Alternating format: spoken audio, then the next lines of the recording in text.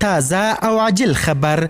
په کونړ ولایت کې د افغان او پاکستاني ځواکونو ترمنځ سخته جګړه رامنځته سوې چې په ترڅ کې له سپکو او درنو وسلو کار اخیستل سوی او مرګ ژوبله هم رامنځته سوې ده. دا چې د افغانستان او پاکستان د ځواکونو ترمنځ څنګه او ولې دغه سخته نښته رامنځته سوې په اړه یې لوړپوړو چارواکو څه ویلي او څومره تلفات لري، بشپړ حال را سره هم دغه روانه ویډیو کې کتلی سئ.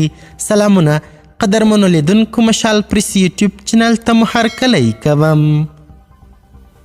په کونړ ولایت کې د پاکستاني ځواکونو سره د افغانستان د اسلامي امارت د ځواکونو سخته نښته. راپورونه وایي چې نن د کونړ په سرکاڼو ولسوالۍ کې د افغانستان د اسلامي امارت د ځواکونو او پاکستاني پولیساتو ترمنځ پر یو بل ډزې تبادله سوي دي. د سیمې ځینو اوسیدونکو ویلي چې نښته د ګنجګل په ساحه کې د شنبې د ورځې په سهار هغه مهال پیل سوه چې پاکستاني ځواکونو په سیمه کې په خپل سر یوه نوې امنیتي پوسته جوړول. ازادي راډیو هم په خپله خبرپاڼه کې ویلي دي د سیمې ځینو اوسیدونکو ازادي راډیو ته ویلي چې د دواړو هیوادونو د سرحدي ځواکونو ترمنځ نښته د ګنجګل په ساحه کې د شنبې د ورځې په سهار پیل سوه چې د غرمې تر 11 بجو یې دوام وکړ.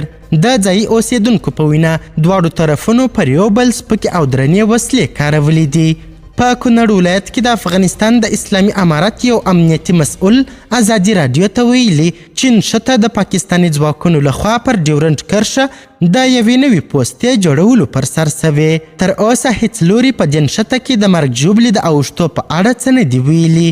د پاکستاني او افغان پولیساتو ترمنځ وخت ناوخت پر ډیورنډ کرښه د نویو تاسیساتو او پوستو جوړول لانجمنیږي او کله ناکله په نښتو اوړي.